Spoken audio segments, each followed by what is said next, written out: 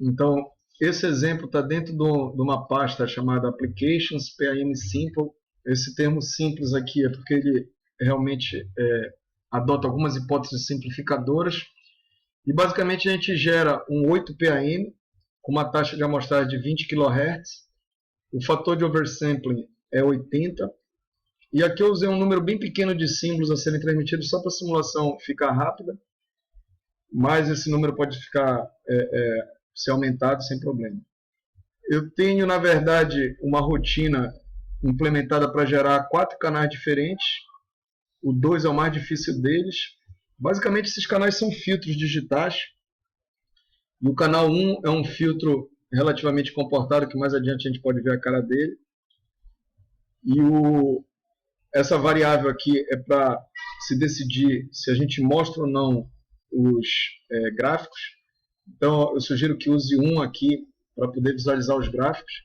E aí ele vai ficar pausando a cada gráfico, então tem que lembrar de apertar alguma tecla. Esse equalizador, a gente mencionou só de passagem que é o sistema que tenta compensar os efeitos que o canal insere. Então, na teoria, um equalizador é um sistema inverso ao canal. Então, se o canal, por exemplo, para simplificar, dá um ganho de 10, o equalizador daria um ganho de 0,1. De tal maneira que um na sequência do outro teria basicamente o efeito de não haver nenhum canal. A EASY, que é a interferência entre símbolos, pode ser calculada se estiver habilitado. E aqui a gente tem duas opções.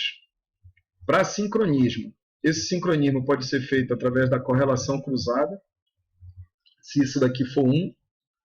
Ou, como eu estou fazendo a simulação, eu sei quais são os filtros que estão sendo usados, ou seja, por que canais o sinal está passando, e aí eu posso saber, olhando para esses filtros, qual é o delay que cada um está adicionando. Então, por exemplo, eu uso um filtro que adiciona 15 amostras de delay, eu contabilizo. Depois eu uso mais um outro filtro que usa mais 4 amostras de delay. Então eu pego 15 mais 4 e eu sei que eu vou ter que dar um deslocamento ou atrasar minha decisão em 19 amostras. Então, se eu transmitir um símbolo na amostra 1, eu teria que olhar esse símbolo na amostra 20, porque eu tive 19 amostras de atraso inseridas pelos meus sistemas ao longo do caminho. Então, essa contabilidade, se isso daqui for igual a 0, ou seja, se eu não usar a correlação cruzada, eu simplesmente faço essa contabilidade e a uso para fins de sincronismo, ou seja, achar quando é o momento de tomar a decisão no receptor. Bem,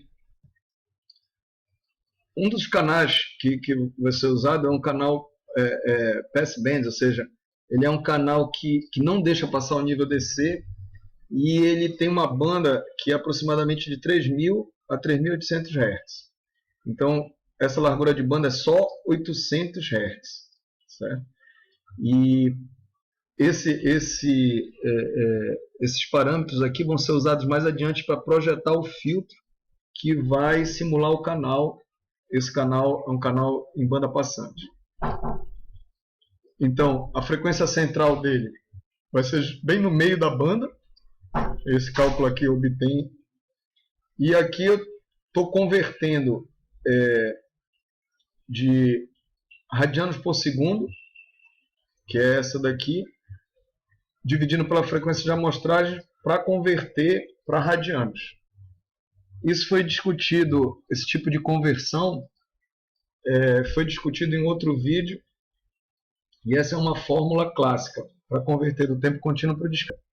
Quando se faz simulação em tempo discreto, é importante saber converter uma frequência no tempo contínuo, como essa FC, né, que está dada em Hertz, para o que seria a frequência em tempo discreto. E essa fórmula aqui, ela merece então uma explicação maior, porque ela basicamente indica uma relação que é fundamental quando se mapeia sinais em tempo contínuo e sinais em tempo discreto, através da amostragem desses sinais contínuos. Então, se nós assumirmos que houve uma amostragem periódica e a frequência de amostragem é uma frequência dada em Hertz, Fs. A relação fundamental que converte frequências de um domínio para outro é dado por essa expressão, onde esse ômega maiúsculo é uma frequência angular em tempo contínuo, esse ômega minúsculo é uma frequência angular em tempo discreto.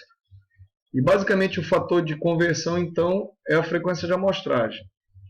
Essa frequência em tempo contínuo é dada em radianos por segundo, e em tempo discreto, notem, em tempo discreto não existe o conceito de segundo. Então, a dimensão desse cidadão, na verdade, é de ângulo. E isso é uma frequência angular em tempo discreto dada em radianos, simplesmente. Quando se usa essa fórmula, então é simples cuidar de que esse é o fator de escala a ser usado, a frequência de amostragem. Então, vou dar um exemplo assumindo aqui 10 kHz.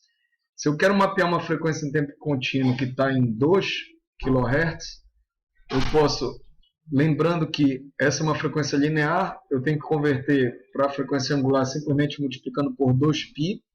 Isso não tem nada a ver com processamento em tempo discreto, é simplesmente a definição de frequência angular. Então, esses 4.000 π radianos por segundo, aí sim, eles vão ser divididos por Fs, né, para eu obter a frequência em tempo discreto como 0.4 π radianos. Então, essa 0.4 π radianos corresponde a 2 kHz, assumindo que a frequência de amostragem é de 10 kHz. E uma coisa a observar é que o MATLAB e o Octave, eles preferem não usar frequências em radianos, eles preferem dividir por π e usar uma frequência normalizada. A gente já viu isso nos gráficos, por exemplo, de FREC-Z, que o valor máximo da frequência normalizada era 1. Basicamente é porque eles dividem, enquanto que a frequência máxima é π radiano, dividido por π, então vai dar 1, e essa frequência máxima, que também é chamada de frequência de Nyquist, então quando normalizada no MATLAB passa a ser 1. Então, voltando aqui para o nosso uso daquela fórmula, a gente basicamente converteu o Fc para uma frequência agora dada em radianos. Esse é um script que retorna o canal, ele cria um vetor B-channel e um vetor A-channel. Esse é o numerador da função de sistema em Z, né, na transformada Z, e esse é o denominador. Essa função aqui força todos os zeros para estarem dentro do círculo unitário da transformada Z.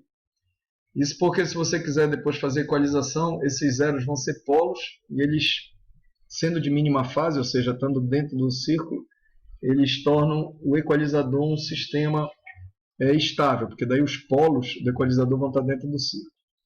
Aqui está sendo levantada uma aproximação da resposta ao impulso do sistema, desse sistema que eu recebi através dessa função. Eu pego aqui uma resposta ao impulso com 400 amostras, e se eu quiser usar o equalizador, notem que é o sistema inverso, ou seja, em vez de ser B dividido por A, vira A dividido por B, então inverte a ordem aqui dos argumentos da função.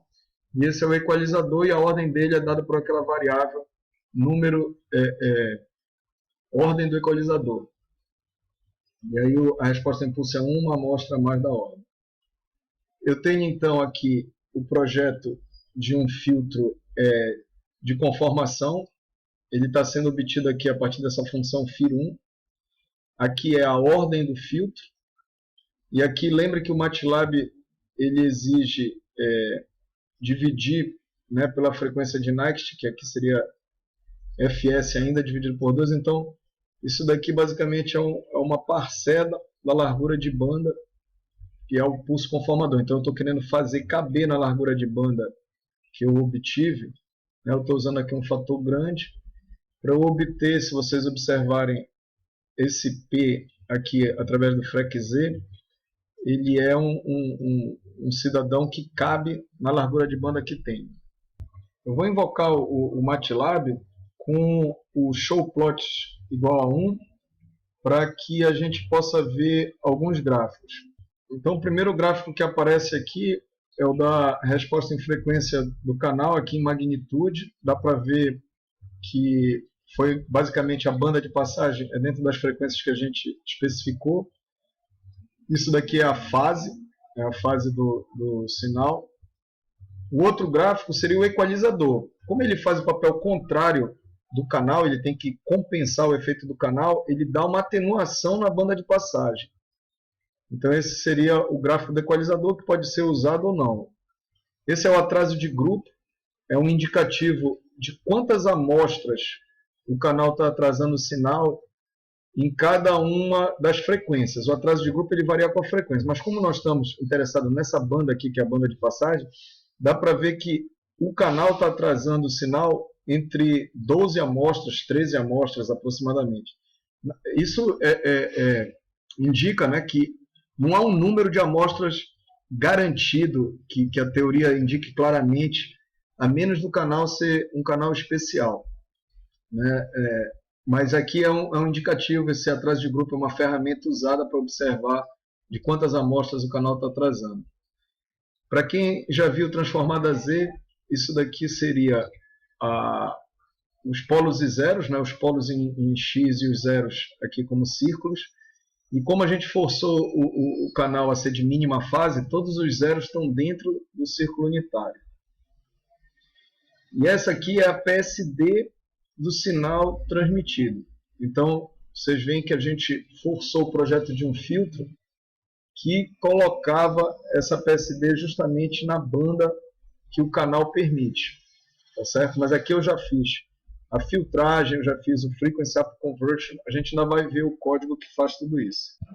Mas antes de explicar o espectro do sinal transmitido, a gente deveria convenientemente ver o que a resposta em frequência do pulso que a gente criou com aquela função FIR1 representa. Então, usando a função FREQ-Z, a gente pode ver aqui a magnitude. Ó. Então, esse é o primeiro passo, né? Aqui a gente ainda vai trabalhar na banda base, a gente vai passar os símbolos por esse filtro, e como ele foi projetado para ter uma banda, né, reduzida, quando a gente usar o mixador para colocar uma banda de passagem, vai caber na banda do canal. Então isso daqui seria a resposta em frequência, né, do filtro obtido aqui com esse FREQ-Z. Então, de volta aqui, a função fundamental é essa FIR1, essa é a função que dá o projeto do filtro.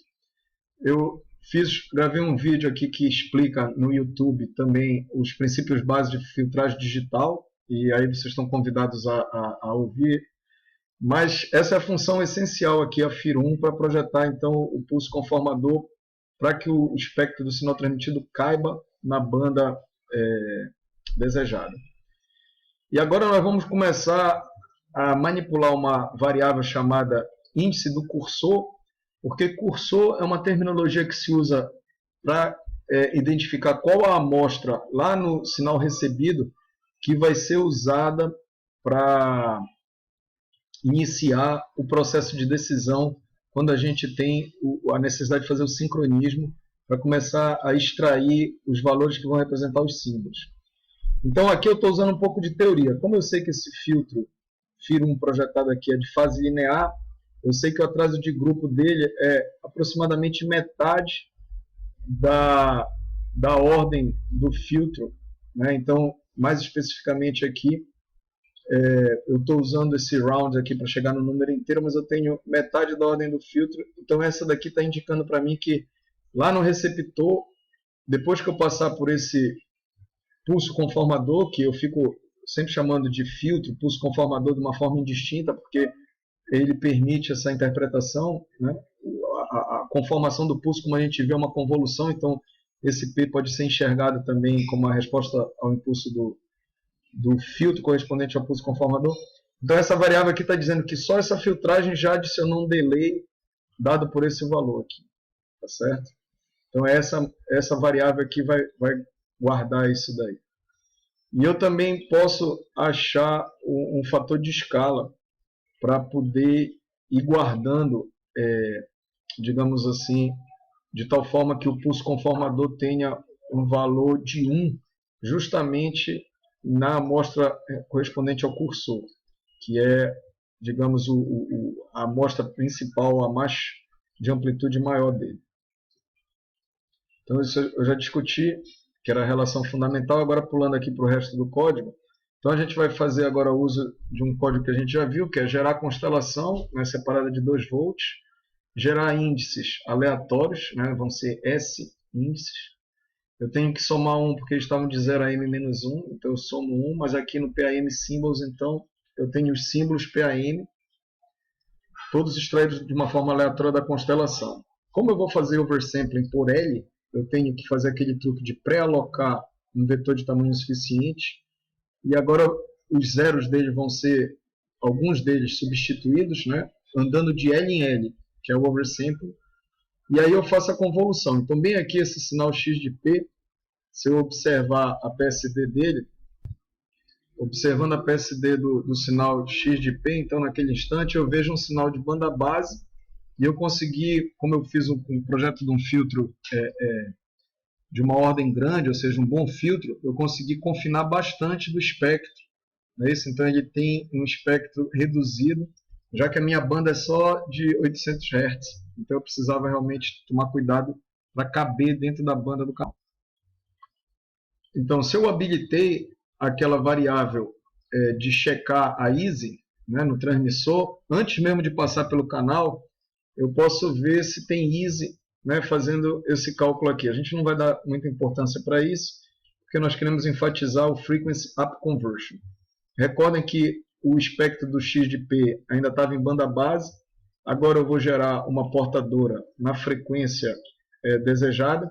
Vejo que esse ômega-c foi aquele valor que eu obtive convertendo de tempo contínuo para discreto, e já está dado em radianos, então eu posso multiplicar ele pelo IN.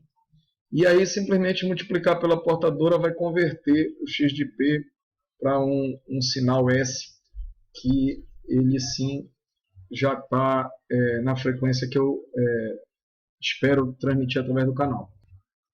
Então agora dando o comando não mais com x de p que estava em banda base, mas sim com S, um sinal após o mixer, né, fazendo a multiplicação pela senoide, eu vi que o banda base agora foi transladado para a frequência de interesse. Notem que aqui eu não estou lendo em Hertz, né, eu estou lendo naquela frequência normalizada do MATLAB que vai até 1. Se eu lesse isso aqui em radianos, eu teria que considerar que esse 1 é π, né, e ver isso daqui como sendo uma frequência em radianos. Mas sabendo fazer aquelas formas de conversão, dá para acompanhar. Então esse daqui já é o espectro de um sinal adaptado para aquele canal que é de banda passante. Então agora que eu tenho o sinal S a ser transmitido, eu vou usar a convolução com a resposta ao impulso do canal para obter o sinal na saída desse que é o filtro que está representando o canal. E aí eu usei aqui umas estratégias meio estranhas para tentar estimar quanto esse canal incluiu de atraso de grupo, ou seja, quantas amostras do sinal devem ser usadas para considerar o atraso que o canal incorporou. Ou seja, esses canais eles acarretam atrasos, né? E aí eu estou usando essa função para estimar. Vejo novamente, eu preciso fazer o uso de um valor de round aqui para achar um valor inteiro. E aí aquela variável que está armazenando o atraso em amostras, ela já tinha incorporado o efeito de filtragem lá pelo pulso, agora ela tem que incorporar mais esse atraso, então eu estou incrementando ela aqui. Notem que isso tudo aqui é o canal só devido ao filtro, mas eu ainda tenho que adicionar o ruído AWGN, né, que a gente usa no modelo. Para isso eu estou adotando uma razão sinal ruído de 50 dB, essa razão é grande, é relativamente alta, por exemplo, se for fazer transmissão pela placa de som, isso é uma razão sinal ruído que é difícil de ser atingida. Então essa daqui é para simplificar a minha vida, mas pode tentar 40, 30 dB, e aí você vai ver mais ruído. Então aqui eu converto de dB para escala linear, para depois poder achar então qual deve ser a potência, né, do ruído, sabendo que a potência do sinal recebido é essa. Notem que o Z já é o sinal após passar pelo filtro, E aí eu acho, para aquela razão sinal ruído de alvo, aquela que eu estou querendo, quanto tem que ser a potência do ruído.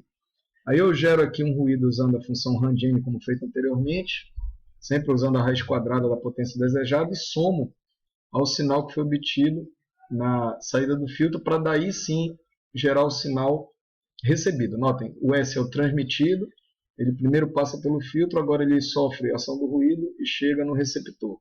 Esse é o sinal R no receptor. Se eu quiser equalizar, eu teria de novo uma equalização, mas se tudo estiver bem projetado, o equalizador nem é muito necessário, ou nem é necessário. Se eu equalizar, eu também tenho que levar em conta o atraso que essa filtragem incorre. De novo, estou usando a minha técnica sofisticada, usando atraso de grupo, e aquela variável delay in samples é atualizada para levar em conta agora o atraso que o equalizador coloca. Mas o fato é, nós estamos agora com o sinal recebido, a gente precisa fazer o frequency down conversion. Ele está numa frequência que foi usada lá no mixador do transmissor. Eu preciso gerar no receptor uma portadora na mesma frequência, e agora eu vou multiplicar o sinal recebido, gerando um novo sinal, que eu estou chamando de R2 aqui, e lembrando que ele não tem só a réplica em DC, mas ele tem também as réplicas indesejadas, que são em 2 vezes ômega-C, ou seja, eu ainda preciso filtrar essas réplicas indesejadas.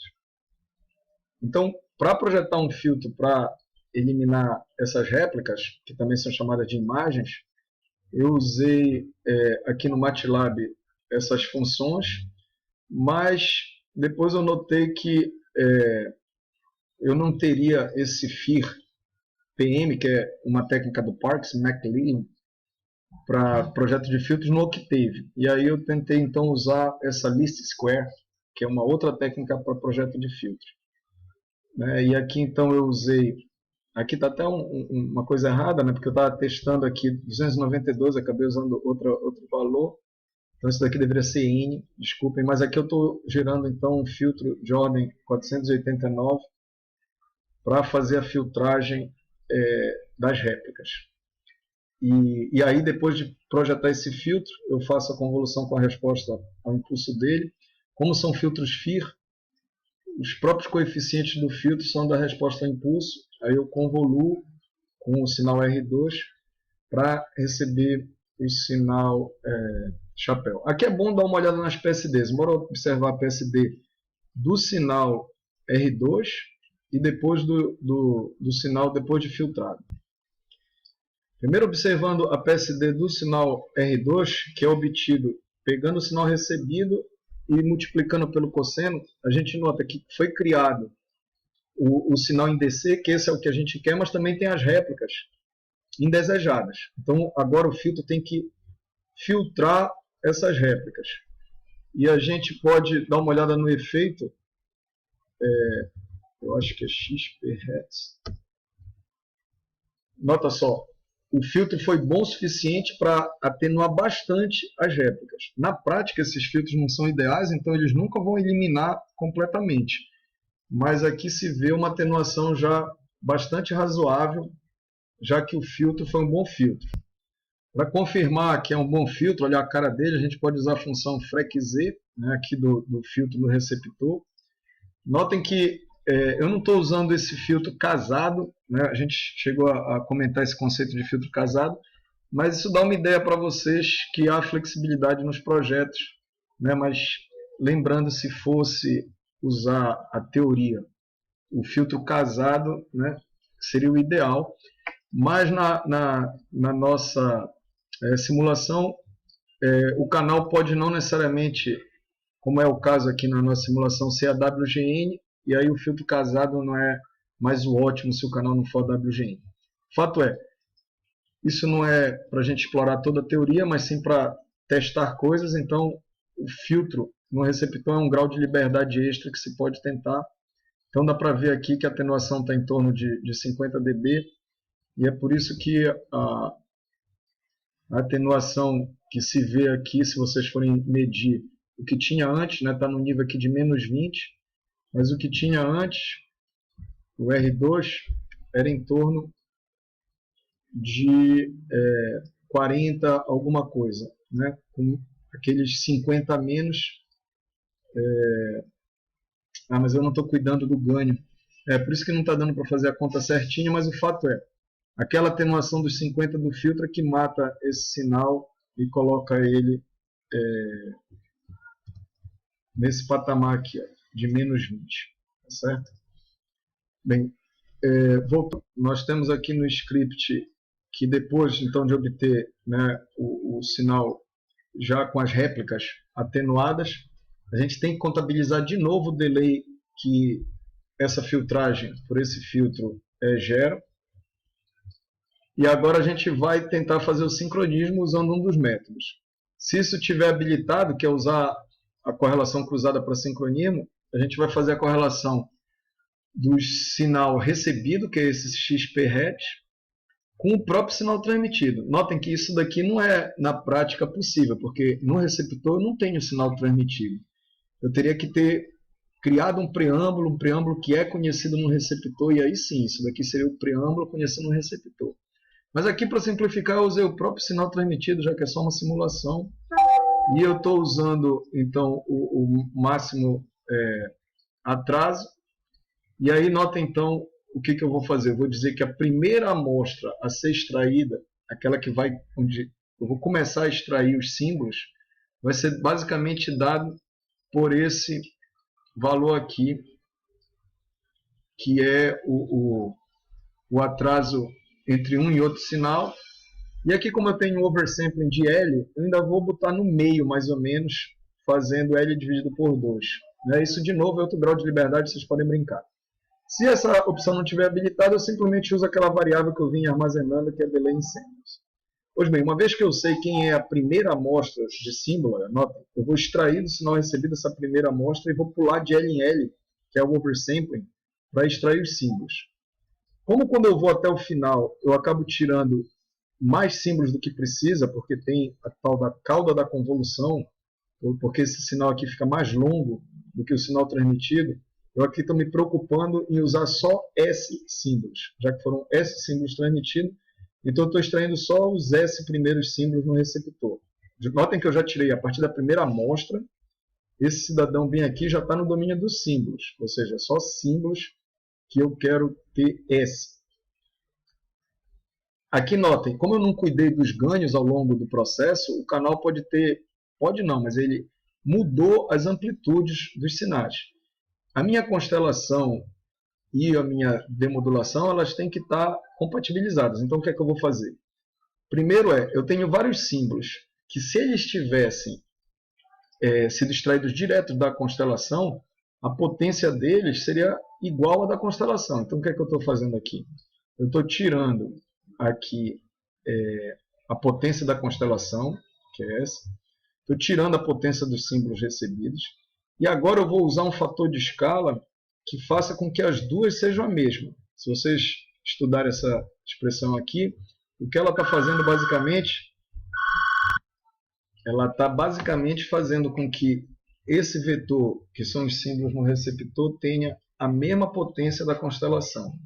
E agora sim eu posso invocar a função PAMDemod. Recordem que ela assume que os símbolos são espaçados por 2 volts. Então essa normalização é como se fosse um controle de ganho feito no receptor para que as decisões possam ser corretas. E aqui então retorna os valores, né, da função, né, e os próprios símbolos. Aqui são os índices e aqui os próprios símbolos. Então eu vou pegar os símbolos transmitidos e comparar com os símbolos recebidos, divido o número de discrepâncias pelo número de símbolos para achar a taxa de erro de símbolo. E aqui eu posso também calcular o erro entre os sinais, né, transmitidos e recebidos, para que eu possa calcular uma razão sinal-ruído antes da detecção. Ou seja, esses eram os símbolos recebidos, os símbolos transmitidos, e essa é a razão sinal-ruído antes da detecção. Depois que eu faço a detecção, eu tenho nesse vetor aqui só símbolos da constelação. E se eu não errei em nada, então esse erro aqui é 0. Porque notem, o ruído AWGN faz com que esse cidadão aqui, desculpa, não é ele, é esse daqui, olha, os símbolos recebidos, PAM, variem, eles não sejam iguais aos símbolos transmitidos. Mas se a minha detecção foi toda correta, as decisões foi toda correta, esse cara que é a saída do bloco de detecção, aí ele já é igualzinho a esse, então essa razão sinal ruído vai dar infinita, mostrando que não há erro. E agora eu calculo a taxa de símbolo, a taxa de bits por segundo, e eu invoco esse script para mostrar os plots. Então vocês são convidados a investigar esse script para ver os plots que a gente visualizou aqui no início. Então, seria isso que eu teria para discutir. Muito obrigado e até mais.